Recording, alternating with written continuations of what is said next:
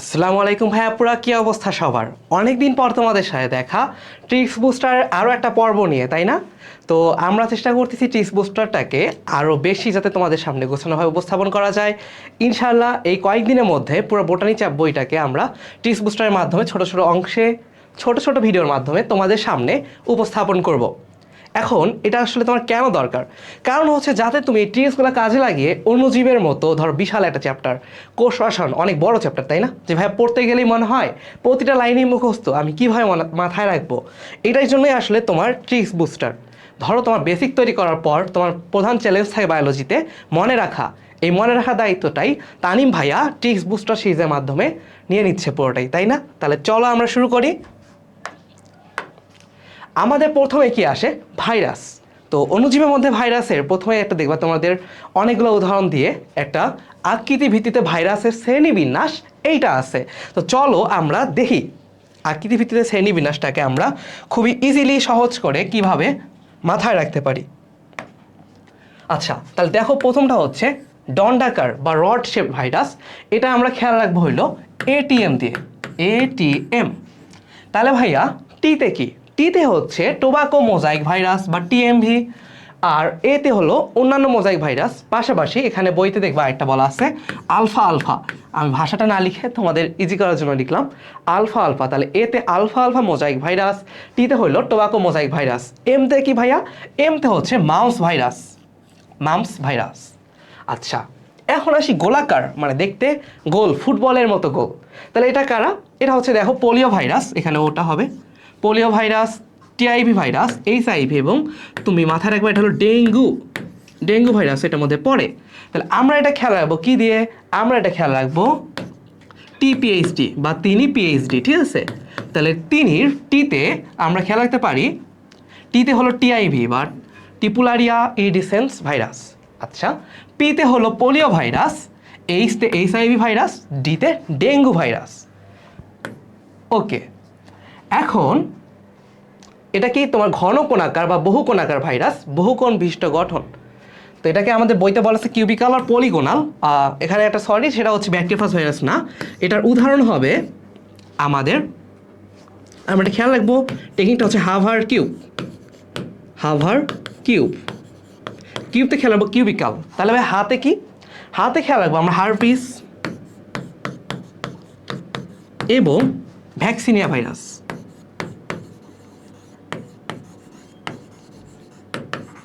তাহলে এটা কি? হারপিস ভাইরাস এবং ভ্যাকসিনিয়া ভাইরাস, হাভার কিউব। ব্যাঙ্গাচি আকৃতির বা ট্যাডপোল। তাহলে দেখো টি2 ফাজ, নাম হলো ট্যাডপোল, বুঝছো? ট্যাডপোল মানে কি? ব্যাঙের যে ব্যাঙ্গাচি আছে না, মানে ব্যাঙের বলতে পারি আমার পোনা বলা যায়। তারপর লার্ভা দশার গঠনটা আর কি ব্যাঙের জন্য। তো এটা হলো ব্যাকটেরিওফাজ। এটার গঠনটা কীরকম? ওই যে ব্যাঙ্গাচি আকৃতির ট্যাডপোল আকৃতির দেখে এটা নাম হলো টি2, তাই আমরা নাম দিয়েই খেয়াল রাখবো। টিতে ট্যাডপোল, টিতে হচ্ছে টি2 ভাইরাস। আচ্ছা, এখন দেখো সিলিন্ড্রিকাল বা সূত্রাকার ভাইরাস। তাহলে ভাইরাসটা কি? সিলিন্ড্রিকাল বা সূত্রাকার। তাহলে এটা আমরা বলতে পারি ইবোলা ভাইরাস এবং মটরের স্ট্রিক বা সূত্রীয় ভাইরাস। আমরা এটা খেয়াল রাখবো ইবলিস দিয়ে, ইবলিস।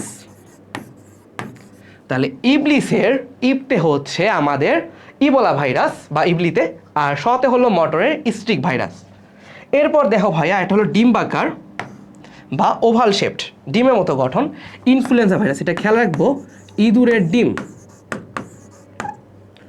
ইঁদুরের ডিম। তাহলে ডিম্বাকার ভাইরাসটা কীভাবে খেয়াল রাখা যায়? এটা হলো ইঁদুরের ডিম। ওকে, এরপর দেখি আমাদের কি আছে, নিউক্লিক অ্যাসিডের ধর্ম অনুসারে আবার ভাইরাসের ভাগ, তাই না?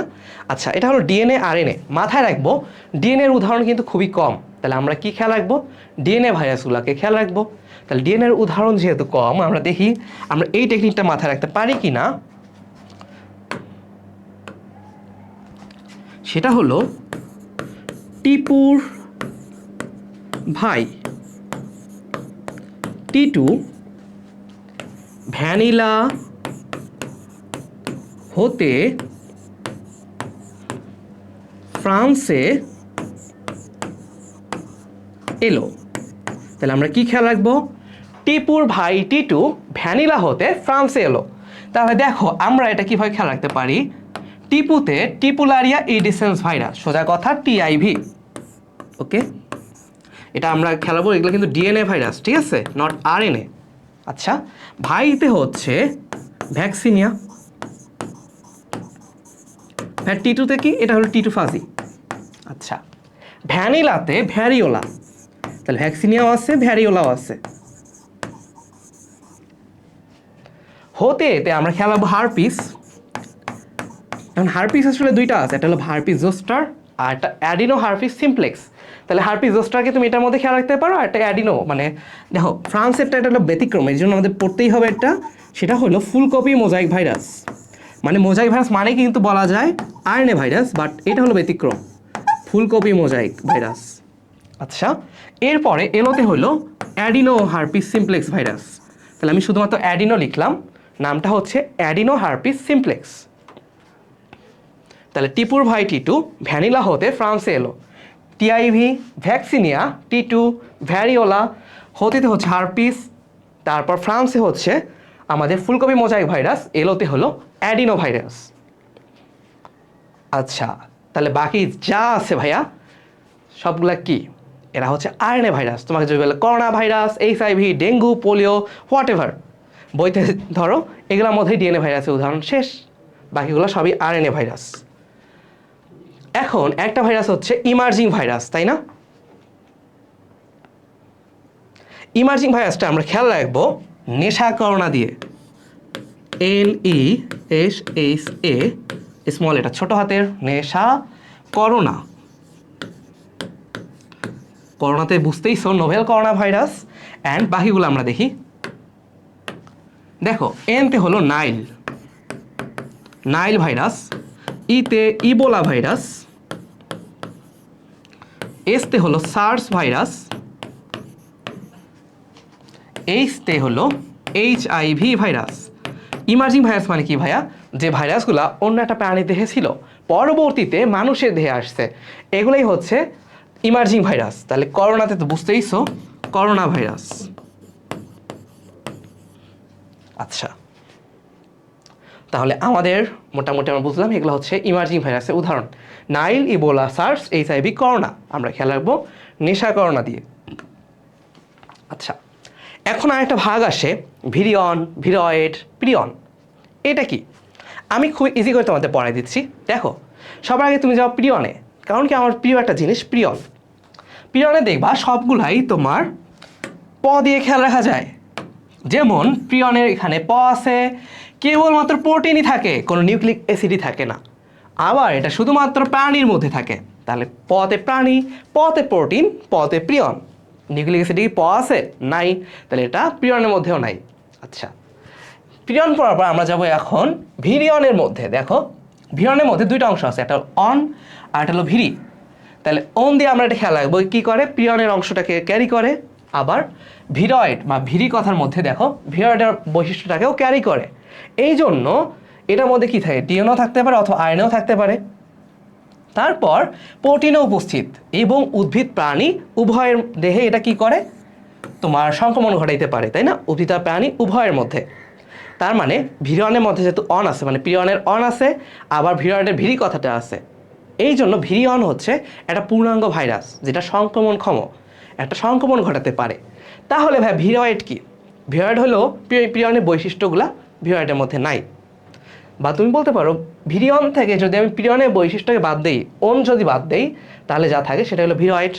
যেমন ওখানে কি ছিল না, প্রোটিন উপস্থিত, তাহলে এখানে প্রোটিন থাকবে না। ওটা শুধু প্রাণীতে করতো প্রিয়ন, তাহলে এটা কি করবে, উদ্ভিদের মধ্যে করবে শুধু। আর এখানে নিউক্লিক অ্যাসিড থাকে, তবে বিশেষ বৈশিষ্ট্যটা হলো এরা শুধুমাত্র আরএনএ, এখানে কোনো ডিএনএ থাকে না, বুঝছো? তাহলে ভিরয়েডের মধ্যে কি হয়, শুধুমাত্র আরএনএ থাকে, কোনো ডিএনএ থাকে না। বা বইয়ের ভাষায় সংক্রামক আরএনএ ফাইব্রিল, বা আরএনএটাই যদি সংক্রামক হয় সেটাই হইল ভিরয়েড। আচ্ছা, এখন ভাইরাস দ্বারা সৃষ্ট রোগ, ভাইরাস দিয়ে যে রোগ হয়, রোগ হওয়ার পর তুমি কি করবা বলো তো? বলো হায় হায়, এই ফুলের বসন্তে রুবেল ভাইকে ডেঙ্গু আতঙ্কে পেল। মানে এখন তো ফুল, রুবেল ভাইয়ের বয়স কি ধরো অনেক বেশি, তো রুবেল ভাই কি করবে, তার কাউকে প্রিয়জনকে ফুল দিবে বসন্তকাল যেহেতু, কিন্তু ওনাকে একটা আতঙ্ক পাইছে, আরে বাইরে গেলেই যদি মশা কামড়ে দেয়, তাহলে কি হবে? তো এটা আমরা এইভাবে খেয়াল রাখবো। ভাইরাস দ্বারা সৃষ্ট রোগ হচ্ছে হাই হাই, এই ফুলের বসন্তে রুবেল ভাইকে ডেঙ্গু আতঙ্কে পেল, তাহলে হাইতে হচ্ছে হারপিস, একটা হাইতে হারপিস। তাহলে ভাই আরেকটা হাইতে কি? আরেকটা হাইতে হচ্ছে হাম, হারপিস হাম। তারপরে এইতে কি? এইতে আমরা সবাই জানি এইডস, যেটা ভাইরাস দিয়ে হয়, এইচআইভি ভাইরাস, এভাবে লিখলাম। এইতে এইডস, ফুলেরতে হচ্ছে ফ্লু, তাহলে ভাই একটা সোয়াইন ফ্লু হইতে পারে, ইনফ্লুয়েঞ্জা হইতে পারে। তারপর বসন্তে, বসন্তে হচ্ছে বুঝতেইছো এখানে বসন্ত, ঘুটি বসন্ত, জল বসন্ত, এরকম। রুবেলটা হচ্ছে রুবেলা। আচ্ছা, রুবেলা দিয়ে আসলে হাম হয়, তুমি এটা খেয়াল রাখতে পারো, নাও রাখতে পারো। তো রুবেলটা হচ্ছে রুবেলা, রুবেলা তো রোগ না, এটা একটা ভাইরাস। আচ্ছা, তাহলে রুবেলা ভাইরাস দিয়ে কী হয়? হাম রোগ হয়। ভাইকে, হাই হাই এই ফুলে বসন্তে রুবেল ভাইকে, তাহলে ভাইতে হচ্ছে ভাইরাল হেপাটাইটিস। ভাইতে কি ভাইয়া? Viral hepatitis.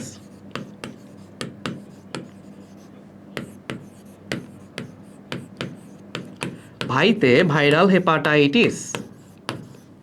আচ্ছা, ডেঙ্গুতে আমরা সবাই জানি ডেঙ্গু, তো ডেঙ্গুকে ডেঙ্গিও বলা হয়। আচ্ছা, পেলোতে কি? পেলোতে হচ্ছে পোলিও, যেটা পোলিওমা ভাইরাস দিয়ে হয়, পোলিও। আচ্ছা, তাহলে হারপিস, হাম, এইডস, বসন্ত, ভাইরাল হেপাটাইটিস, ডেঙ্গু এবং পোলিও। আচ্ছা, আবার দেখো ভাইরাস দিয়ে টিকাও তৈরি করা যায়। কেন? কারণ এই রোগগুলো তৈরি হয় হলো ব্যাকটেরিয়া দিয়ে, আর ব্যাকটেরিয়াকে ধ্বংস করতে কি লাগে? ভাইরাস। এই জন্য আমরা কি করি? ভাইরাস দিয়ে টিকা তৈরি করি। যেমন দেখো, জনে জনে পাশে বসে টিকা পাই, তাহলে জনে জনের পাশে বসে টিকা পাই, এটা দেওয়ার জন্য আমরা খেয়াল রাখতে চাই, প্রথম জনেতে আমরা খেয়াল রাখবো জন্ডিস, এর পরের জনে আমরা খেয়াল রাখবো জলাতঙ্ক,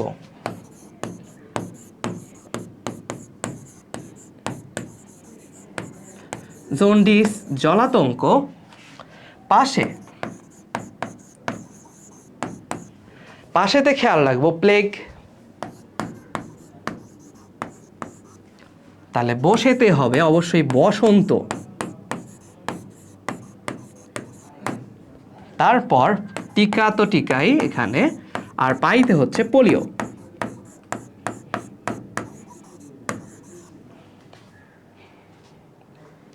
তাহলে জনে জনে পাশে বসে টিকা পাই, জন্ডিস, জলাতঙ্ক, প্লেগ, বসন্ত, পোলিও। আচ্ছা, ঠিক আছে। এরপরে আমরা পরেরটায় চলে যাই, ভাইরাস থেকে তৈরি ওষুধ। ভাইরাস থেকে আবার কি কি ওষুধ তৈরি হয়? এটা আমরা খেয়াল রাখবো হলো কলাটা আপুর। তাহলে কোন রোগগুলার? দেখো, ভাইরাস দিয়ে কোন রোগে আমরা ওষুধ তৈরি করতে পারি? অবশ্যই ব্যাকটেরিয়া ঘটিত রোগের। যেমন কতে খেয়াল রাখবো কলেরা, টাতে খেয়াল রাখবো টাইফয়েড,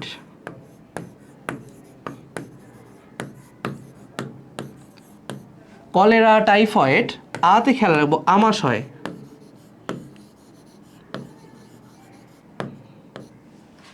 আতে হচ্ছে আমাশয়, আর এই পথে হচ্ছে প্লেগ।